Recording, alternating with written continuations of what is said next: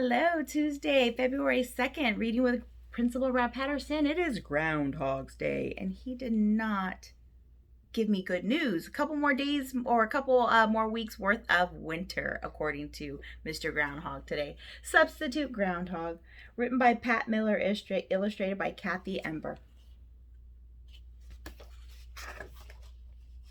Substitute Groundhog. The day before Groundhog Day, Groundhog woke up sick. His muscles ached and his throat hurt.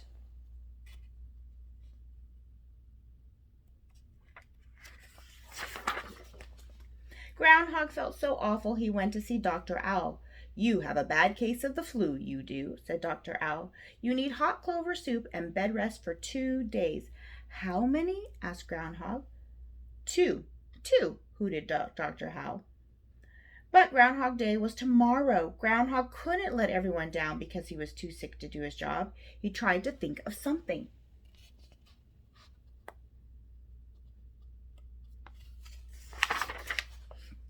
On his way home to bed, Groundhog passed the Hidey Hole Diner. He saw want ads from all the neighborhood animals tacked to a nearby tree.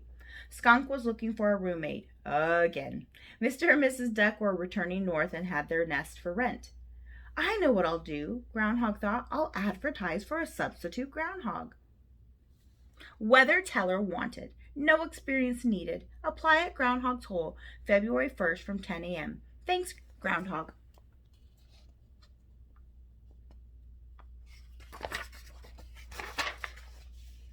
By 10 o'clock, a line of animals waited to try out. "Great," said Groundhog with a sneeze. "Surely one of you can do Groundhog Day for me." Mole was first. "You have to go down in my hole," Groundhog told Mole. "It's pretty dark down there." "No problem," said Mole. "My own hole is even darker."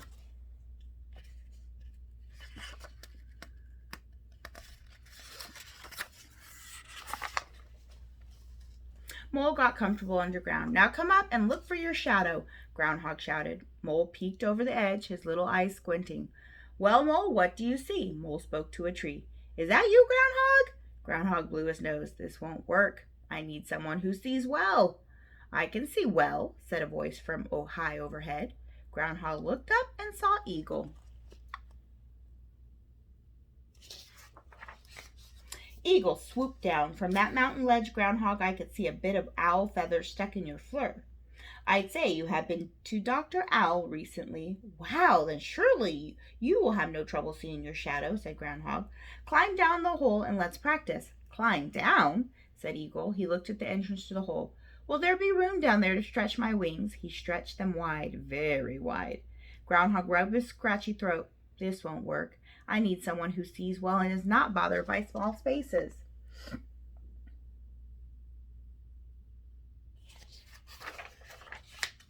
Bear stepped up next. "My own cave is snug and cozy." "Great," said Groundhog. "Climb down and let's practice." "This is perfect," yelled Bear from the hole. "It's even more comfy than my own cave." "Come out and take a look," called Groundhog. There was no answer. Groundhog poked his head below ground. "Bear, come look for your shadow."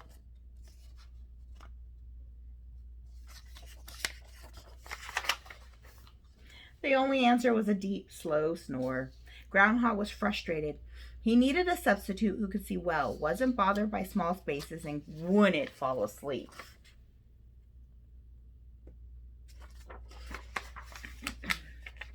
"I can do it. I can do it. Let me try." Squirrely bounced down to the front of the line. "Okay," said Groundhog.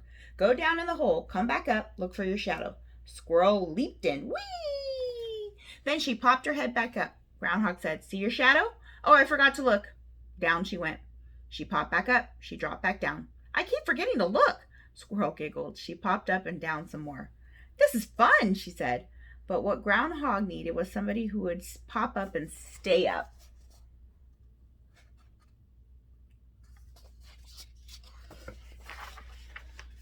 By now, Groundhog was feeling even worse. He thought of his warm bed. Was he ever going to find a substitute? "Howdy there, Groundhog. How about giving me a chance?" Up stepped a strange-looking creature. "My name is Armadillo," she said. "You're not from around here, are you?" asked Groundhog. "Nope. I'm from Texas, visiting my cousin Badger," she said. "But I can do this job. I live in a hole. I like small spaces. I see my shadow just fine, and I will pop up and stay up.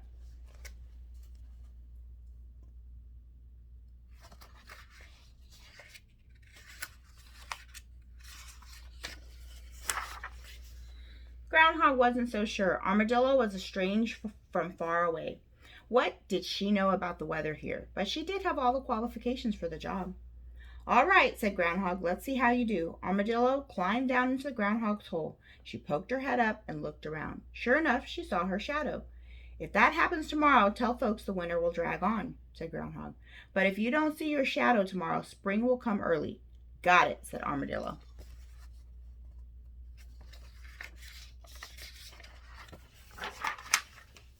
I think you're just the substitute I've been looking for, said Groundhog. You're hired. Thanks, said Armadillo. They shook paws. Then Groundhog climbed down his hole into bed. He sipped warm clover soup. He plumped his pillows and tucked his sore self under the flannel quilt.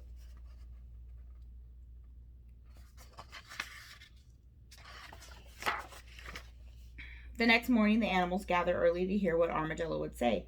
It was cold and crisp as the sun peeked over the forest.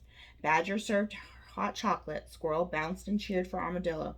Eagle flew high above the trees. Muddy Mole looked sleepy and Bear was still in bed. The animals grew quiet as Armadillo poked her head up and carefully looked around. There on the ground she saw the shadow of her tiny ears and pointy nose. 6 more weeks of winter, she announced.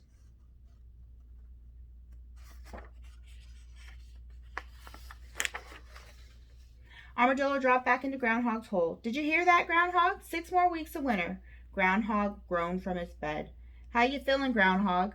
Armadillo asked. A little better, but I feel a lot better if it was spring already, Groundhog said.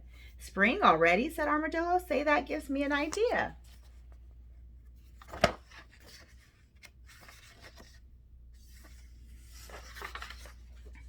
Armadillo found Groundhog's suitcase. Get your gear together, Groundhog, she said. It's already spring in Texas. You can come home with me. Really? Said Groundhog. He imagined himself rolling in warm grass instead of sneezing through 6 more weeks of cold. You bet, said Armadillo. Groundhog jumped from his bed. He grabbed his teddy bear and his toothbrush and tossed them into his suitcase.